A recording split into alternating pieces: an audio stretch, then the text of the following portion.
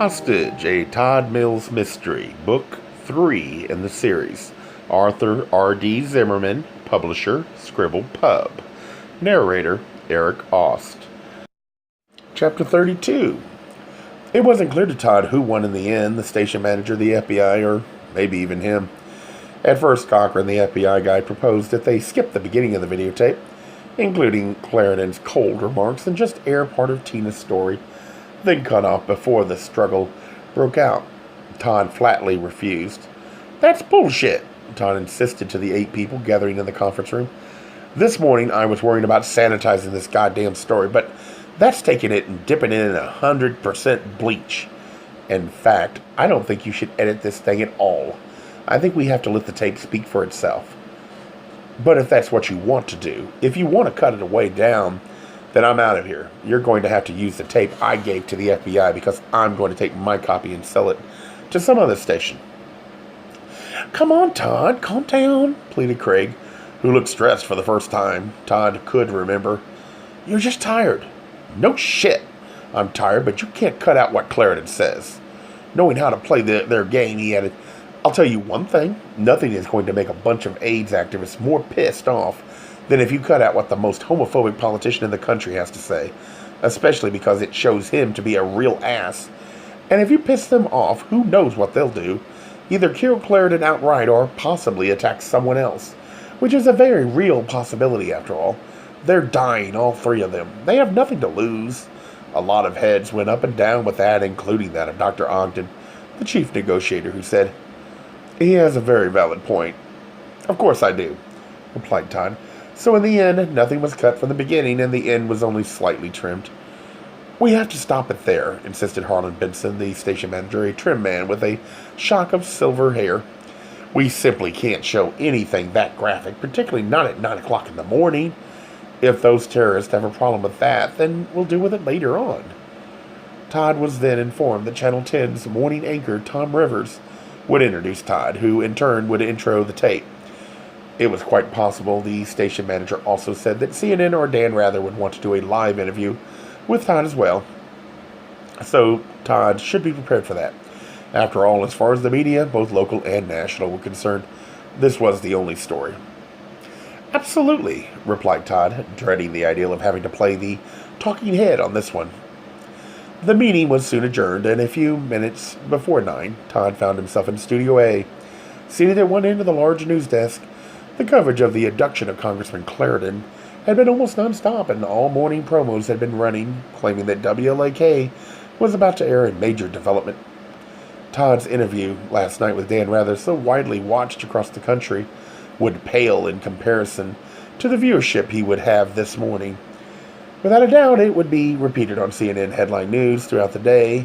Glancing across the studio, a huge 2-story space, also filled with both a weather and casual talk show set, as well as a Milky Way of spotlights hanging from the rafters. Todd saw one of the robotic cameras gliding across the floor toward him. The camera slowed to a gentle stop, and the lens automatically extended, then retreated like the eye of a Star Wars creature, taking careful aim, controlled by a distant technician's touch on a computer screen. The short tower of metal and plastic then inched to the right. "Okay, looks good," came the producer's voice via the IFB transmission, and the earpiece discreetly lodged in Todd's ear. Craig, the producer, was unseen, hidden in the glass-walled control booth, and Todd stared into the camera with a pressing question. "Is my tie straight?" "Perfect," cooed the voice through the earpiece. Nevertheless, Todd straightened his blue tie one last time, smoothed his dark sport coat. His stomach was locked in a hard knot, and he realized that he should have eaten something more substantial this morning and drunk half as much coffee. Sweat dampened his armpits, and he reached up and touched his forehead. No, at least he wasn't visibly blistering with perspiration. Not yet, anyway. Craig had written the first draft of the script Todd would read, and all the big guns had gone over it. Todd, all 3 FBI men, the station manager, and of course Channel 10's corporate lawyer had all made comments, and while the resulting story wasn't exactly Todd's angle, he knew that he'd be able to make his opinions more clearly and forcefully known in the Q&A that would follow the tape. "Todd, we're 30 seconds from Tom Rivers. came Craig's godly voice in the earpiece. Todd looked over at Tom, a tall, dapper man with thick, dark hair, who was quite possibly the most arrogant man on the face of this earth. As Rivers took his position on the other end of the news desk, Todd offered a small, friendly wave, then glanced down at the legal pad and his notes of what he might later say. Be objective, Todd thought to himself. Be clear and keep it simple. Yes, that was the key. If nothing else, the kidnapper's desperation would speak for itself, just as Clarendon's words would paint him the obvious, even logical target of such desperation. The floor director took his place behind the robotic camera aimed at Rivers, and then came the IFB transmission of the distant news director. Okay, guys, here we go. And the countdown is 3, 2, 1, live. The red light atop the camera that was focused on Todd started burning. The floor director pointed at Tom, and Tom said, Good morning, this is Tom Rivers, and we continue our coverage with a special bulletin on the fate of Congressman Johnny Clarendon, who was abducted at gunpoint yesterday, just after 1 p.m. in downtown Minneapolis. Here to tell us more is WLAK's investigative reporter, Todd Mills, who has been at the forefront of this shocking case. The floor director stepped over to the other camera and pointed to Todd, just as the red light started glowing. Good morning, Tom. Staring at the teleprompter, Todd read. The last 20 hours have been filled with a series of dramatic events, not the least of which we are about to broadcast.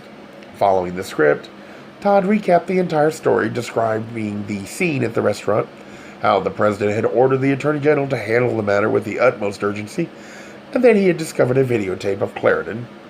Todd then said, According to the demands of the kidnappers and under the advice and approval of the Federal Bureau of Investigation, WLAK-TV will now air this tape. The director cued the videotape, and Todd watched it in the monitor for the umpteenth time. He didn't really see it, though. Instead, his mind wandered to Rawlins and his involvement in all this. Yes, that had been his handwriting on the... Oh, shit, he thought, panicking as the tape rolled. Where was the envelope? He hadn't seen it this morning, so it must be up in his apartment, still hidden in the pocket of his other jacket. And unless he could figure this out within the next few hours, he was going to have to turn the envelope over to the FBI. Or was he already in trouble for withholding it, as well as the photograph of Matthew? Todd suddenly realized that the tape was seconds away from the cutoff point. He looked back up at the teleprompter and waited for the floor director's cue. The remainder of the tape shows a struggle between Congressman Clarendon and the woman, and then abruptly concludes. He took a breath.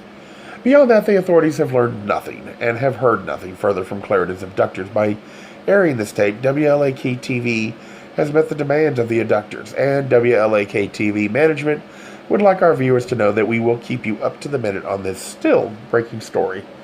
Todd looked over to Rod Rivers and said, Tom, the authorities are still baffled, and all I can say is that this has been a most disturbing series of events. Tom thanked Todd for his expert coverage, briefly recapped the events once again, and reminded the audience that Channel 10 would remain at the forefront of this unfolding tragedy, with updates given hourly throughout the day. Starting the Q&A, Rivers turned to Todd, saying, So, do you have any sense, Todd, of what the outcome of this incident may be? Here it was, Todd's chance to put his own spin on this whole thing. No, he couldn't clutch, and he wouldn't. There was no script for this. Everything was ad-lib, and he thought, screw the FBI, screw the station manager, screw the producer. I can say whatever I want. Yet, how could he put the right angle, the right view on this? If they weren't watching now, sooner or later, every queer person in Minnesota would hear and weigh Todd's words, and Lyle Cunningham was right. Gays were about as judgmental as they came, so Todd was really being set up. Hell, what Todd said now about Clarendon's abduction by AIDS terrorists could very well set the tone across the entire country. Todd had already done so much wrong in his gay life, from the pain of his marriage and divorce from Karen, to his stunted relationship with Michael, to his going before the television camera so many thousands of times and pretending to be someone he was not. But just as he couldn't rectify that, neither could he now say the politically correct thing that would appease all gay, lesbian, bisexual, transgender, and sexually questioned people. Instead, his honest, unfiltered opinion popped out, and Todd knew this would blow Rivers away. replied, "Tom, I have no idea where this is going, but frankly, I don't understand why something like this hadn't happened sooner." Tom Rivers couldn't hide his surprise, and he cocked his head. "Really? Don't forget, it was only last month that a group of AIDS activists in San Francisco doused Clarendon with a bucket of blood." In Todd's earpiece, the voice of Craig, the producer, shrieked, "Jesus Christ, Todd! Watch what you're saying!" "Yes, but..." "Tom," continued Todd, knowing he was being much too blunt for TV, "we're over 15 years into this epidemic. Nearly 1 million Americans, men and women of every race and every sexual orientation, have been infected with HIV, and while the media are suggesting that it's over, there are only enough new drugs for 100,000 people. Everyone's frustrated. Clarendon's abduction is merely a reflection of the anger around this frustration." "But surely you don't think these so-called AIDS activists are justified in their actions? Not only have they kidnapped a government official, but they're threatening to infect him with a deadly virus." Like a desperate god whispering in his ear, Craig pleaded, "Couch it, Todd, couch it! Please, you're sounding like one of them." It drove him nuts the way producers yapped in their ears while they were on air, bossing them this way and that and expecting them to make any sense. Yet he forced the squealing Craig out of his mind and said, "Let me say this clearly and unequivocally. I don't by any means condone this type of terrorist activity. For that matter, I'm sure that every AIDS organization across the country will condemn the use of HIV as a weapon. However, two things are important to note here. First of all, as the abductors themselves have pointed out, on a global basis, AIDS has infected and killed over 10 times more straight people than gay. Second, Congressman Clarendon has irritated a huge number of people, straight and gay, by misquoting facts and using people's fear of AIDS for his own political gain. These two things, in my opinion, were almost destined to collide. They're both so highly charged emotionally that I think a conflict like this was unavoidable." Rivers shifted in his anchored seat, clearly not sure what to say or where to lead the conversation, and he cocked an eyebrow and threw a curveball. "Todd, you've publicly acknowledged your own homosexuality, is that correct?" At first, Todd tensed, then he hit it straight on, saying, "Absolutely, and as a gay man, I have to say that the way AIDS is viewed in this country horrifies me. We're talking about a communicable disease. That's all." Congressman Clarendon continually tries to turn it into some sort of test of just what I'm not sure. As a case in point, I should add that yesterday I personally found the congressman quite offensive. Tom's eyebrows shot back up and he asked, "Can you be more specific?" "Actually, I have a videotape of my interview with him that will prove my point," he ventured, hoping that the tape was still nestled safely in his mailbox. "Shit, Todd!" screeched Craig via the earpiece. "What tape? The FBI's in here are going nuts." However, I don't think it's appropriate to get into this until the congressman has been safely recovered. "Yes, absolutely," Craig ordered. "That's it, you're off, Todd." Todd looked into the dark studio, saw the floor director pointing at him and then drawing a finger across his throat. Todd nodded. Christ, thought Todd, what Pandora's box had he opened now? Rivers explained that the heads of several AIDS organizations would be interviewed later in the morning. Then, obviously given the word to close out, Todd turned and said, "Todd, I want to thank you very much for your help and your insights. I'm sure we'll be hearing more from you as this shocking case develops." "Thank you, Tom." The voice in his ear said, "Okay, you're clear, Todd. Get your butt in here." Todd looked at the camera, focused on him, saw the red light go off, then pulled the earpiece from his ear and quietly slipped away from the news desk, with Rivers and the broadcast continuing behind him. Todd scurried through the studio and out the door. As soon as he was in the hall, Craig came hurrying toward him. "Todd, just tell me, are you nuts?" demanded the producer. "Those FBI guys are freaking. You have to talk to them now." "My stomach's upset," he said, holding a hand to his waist. "I think I drank too much coffee." "Nothing like a little stress, huh?" "Just cover for me, will you? Tell them." "Yes, I see it now. You're certifiably crazy. What do you want me to do? Tell them you're gone home to do your laundry?" 5 minutes, that's all I need." Turning away from him, Todd hurried down the bright hallway toward the men's room. As he reached the restroom, he placed a hand on the door as if to push it open. Instead, however, he looked behind. Good, Craig had disappeared. The hall was empty before he was spotted. Todd turned and started jogging down the corridor, turning to the left, then right, and rushing all the way down to the other studio in search of a tape he'd filmed almost 2 months ago. Not as large or as technically sophisticated, Studio B was used for special events, shows that required an audience and a place to film promos. No one was in here, and Todd quickly passed through it and out a double door at the far end where he entered the warehouse.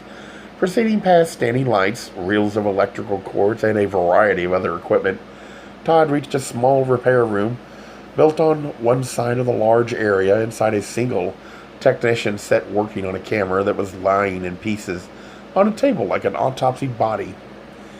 "Listen," began Todd, racking his mind for the guy's name. "I'm Mark," volunteered the thin, red-haired man. "Right, Mark." Todd nodded toward a piece of equipment. "I need to find something in the archives. Can I use your computer for a second?" Mark, a wire in one hand, a lens in the other, couldn't have cared less. "Sure." Todd grabbed a stool and sat down at the computer, which was at one end of a long table littered with tools. Okay, what was the keyword? Right, he thought, recalling it and typing it in. And the date. He wasn't sure, not exactly. So he came up with a date parameter, a window of about 3 months. After typing all this in, he hit enter, and a moment later the keyword popped up with 6 entries. Todd scrolled through and found the entry he was looking for. He punched that in, then had to enter the slug, the title of the story. So how had they filed it? What had they called the sequence? Sure, he took a stab, hitting the name the first time, and the script of the entire story came up on the screen. Yes, this was exactly it, just as he thought and hoped. But he didn't need this, not the words that were spoken, no. He needed the sounds that had cropped up in the background. And he grabbed a pen and wrote the number of the master tape in his left palm. With the number of the tape literally in hand, Todd logged off, jumped to his feet, and said, "Thanks." "No prob," replied Mark without even looking up from his dissection. Todd dashed out of the repair room and cut across the warehouse to a metal staircase where he grabbed the railing and started up the grid steps. The archives were all kept up here, boxes and boxes of the actual written scripts on the wall to the right and the tapes on rolling files to the left. Todd glanced at his hand, rolled down 2 tall files aside, then moved down the narrow aisle. He had this fear that the tape wouldn't be there, that it would be like going into a library and finding every single issue of Consumer Reports except the one you were looking for. But there it was, sitting right in his place. Taking down the master tape, he next pulled the written menu out of the plastic case. Yes, this was it exactly. This was the story, running time and all, videotape in hand. Todd charged off, rushing down the metal steps, out of the warehouse and Studio B, and through the maze of halls, eager to return to his office to see if he could confirm his suspicions. As he passed through the newsroom, he heard Frank, the assignment editor, call out from the raised platform, "Congratulations, Todd. We need to schedule you with Dan Rather," the guy said with a smile. "His producer just called again." "Not now," snapped Todd, breezing past. "What?" replied Frank with an incredulous and nervous laugh. "What do you mean, not now?" "I'm busy." "Are you crazy? God's messenger just called," and when Todd failed to stop, the assigned editor yelled, Todd, you fool, come back here. Craig's looking for you too." Todd ignored him and headed directly into his office, where he shut and locked the door. He jammed the videotape into the VCR, grabbed a chair, then pulled on the earphones. Okay, he thought as he fast-forwarded through a large part of the tape. He checked the numbers on the menu, watched the numbers on the tape fly by, then slowed it a bit. There. This shouldn't be too hard. Not if his luck held out. Okay, he thought, his eye on his own figure. As they quickly moved along, there he was in one part of the building, the photographer following him. As he explored the structure, there he was going down into the heart of the building. Down one flight, another, yet another. The camera then cut to Todd in a large underground space. He remembered it well. The sheetrock walls, the metal studs, a blank space waiting for a miraculous transformation. Todd slowed the tape to normal speed and listened to himself gab about the structure, about how big it was, how many square feet it occupied, how much it had cost. Yes, hundreds of millions had been spent on the place, and millions had visited it. and millions more would. And then he heard it for the first time. He stopped the tape, reversed it, listened to the odd sound again, that dull roaring sound.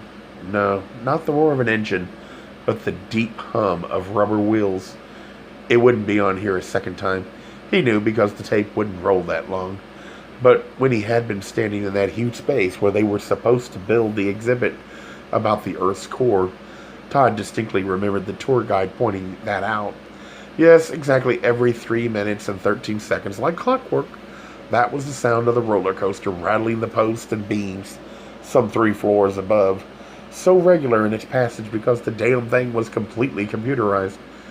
Wasn't this place just a marvel?